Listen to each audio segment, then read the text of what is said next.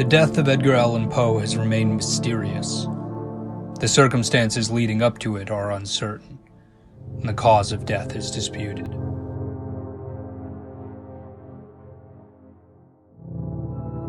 On October 3rd, the poet was found delirious in Baltimore outside a bar known as Gunner's Hall. He was taken to Washington College Hospital, where he died at 5 a.m. on Sunday, October 7th, 1849. In a bar on Fleet Street, Virginia burst a blood vessel singing, "Don't blame me if I took laudanum for the pain." The soap blocks were out with the butcher boys and sailors looking to get rowdy. Too many miscreants to count. But perhaps most devious of all were the roaming cooping packs looking to steer an election. 'Twas a mistake coming here.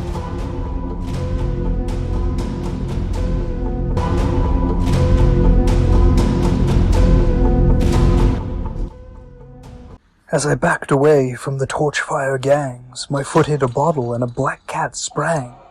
The one-eyed beast hissed and arched its back, and I bore witness to a scene unfolding below in a basement window.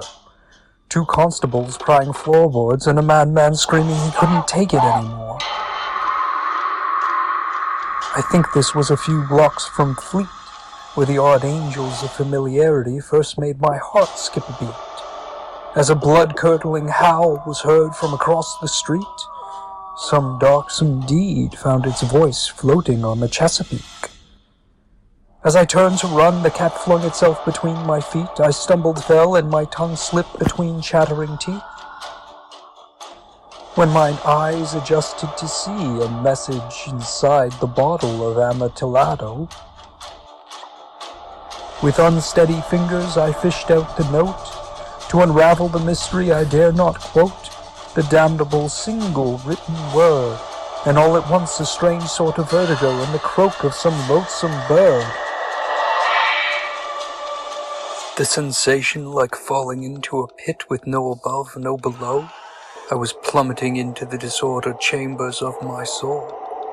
I swear never more was my sanity further hindered as from that precipitous drop between dream and conscious thought, where my imagination wrought to the finely tuned tragedies of rot. And the worm squirmed and the devils care not, for horror was the core and marrow of the plot. Yes, now more than ever I never had the pleasure of a mind unobstructed by grotesque measure. As I fell further and further into that cinder of pendulum-swung caverns where nightmares linger, my consciousness slipped into a stupor. Saw I a faint glimmer drawing nearer? Some beastly, ghostly, shadowy figure galloping. A runway stallion came hither, bursting through a stable fire, flames a-flicker right through a clothes wire. And I was dragged along, caught up in the attire. When I came to, it had left me for dead, there out on the street. All was for naught. I was outside a bar on Fleet. The gaslights produced a hazy radiance, making it difficult to see. The carbon monoxide even tougher to breathe. I coughed blood into the tuck of my sleeve. From this night's insanity there was a clue to retrieve. No, from this torment there was no reprieve. If only I could remember which way to leave. How can I escape this gruesome masquerade, condemned to wander like a restless shade through this sketch of degenerates, this rogues gallery of ghouls, when all at once I found myself before the very well-to-do, in haunted palace under crystal chandelier, where the talk turned from mordantly irksome to percolating with fear. On friendship and fidelity of mere man, no thicker than a meager gossamer strand. And just like that I was back before the rabble, the rootless, artless horde, the penniless poet, better than the tables of Babel, wherefore art room and board. Asylum, yes, asylum I seek, from the folly of the chattering hypocritical charade, from the dirty cobblestone realism of this monstrous parade. Of dark satanic smokestacks smoldering in the distance, totems to Mamon's coniferous indifference. Woe to science, woe to industry, mechanistic reductions of efficiency, affronts to human dignity, emulations of the spirit and the Masonic all-seeing eye. In this pitiless clockwork universe, best not to be born, and second best to quickly die.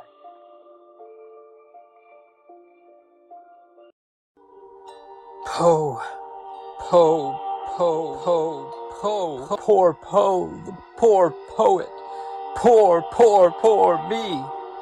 Poor on these self-tormented shores, this rancid town, this godforsaken Baltimore.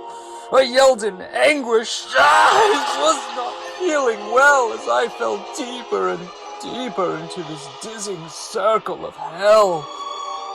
I took out the empty bottle of calomel and wandered around for a while as though under some mesmeric spell. Perhaps I was already dead, lying on a slab in the morgue, or deliriously turning over in some hospital ward. And this psychotic episode was my sinner's just reward. There had been an outbreak of cholera when I had fled Philadelphia just days before. Of that I felt very nearly sure. And then a strange sort of phenomena wandered through the door.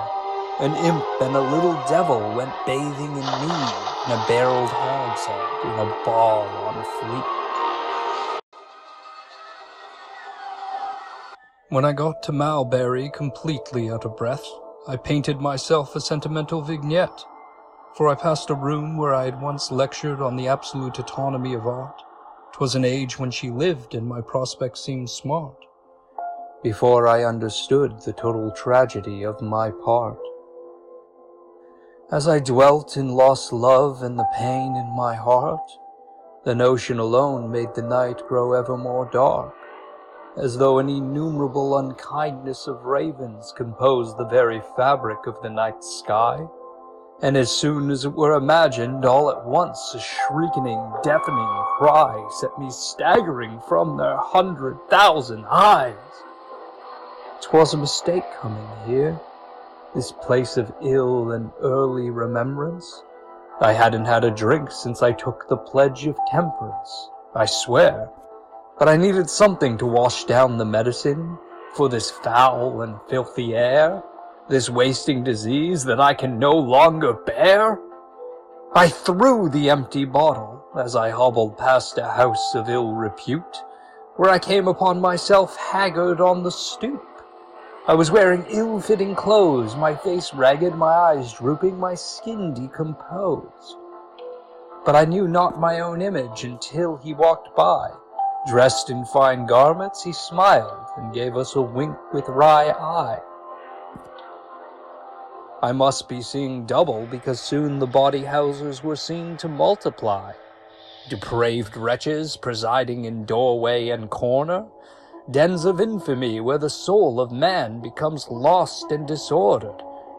I rushed past the painted ladies, poisonous flowers in disguise, when one frightfully alluring thing took me by surprise.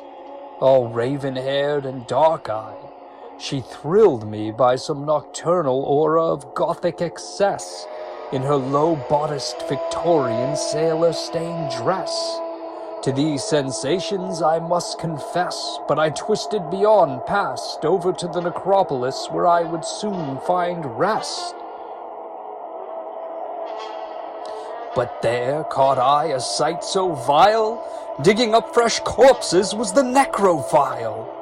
One pale beauty splayed over a grave, turned to give me a strange sort of wave.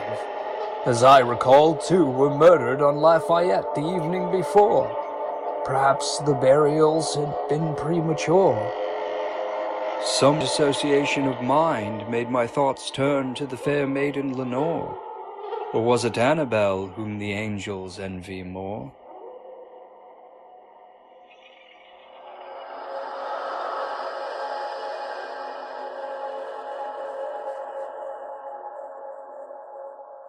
Finally, I found myself on Amity Street, where it was said rare and radiant fancies did meet. And all at once I remembered sweet, gentle Elmira, and the chance of life suddenly grew nearer. I was to be wed again, a chance at beauty again. Yes, you could read all about it in the stylus, with the rest of the world, not to be biased, but their ears I would bend to the scratching Baroque rhythms of my pen. Finally, my ragged soul had discovered the key. No longer maudite, love would set me free. Upon this blessed vision the angels called out to me in celestial spheres of sacred harmony, and I floated through meadows of bursting lilac and wild rose. Then my stomach turned again, and the worm squirmed again, and the groggery spilled over with unripe boys and unsound men. Anyway, I was sick and tired of this disease of the pen, and in some perverse way I even wished for my end. And there he stood, my one true friend, the crimson-cloaked phantom.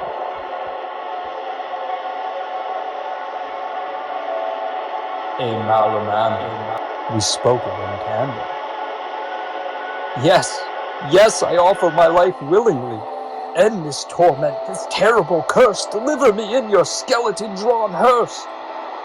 He nodded knowingly and pointed inside the cavernous, pumpkin-esque ride.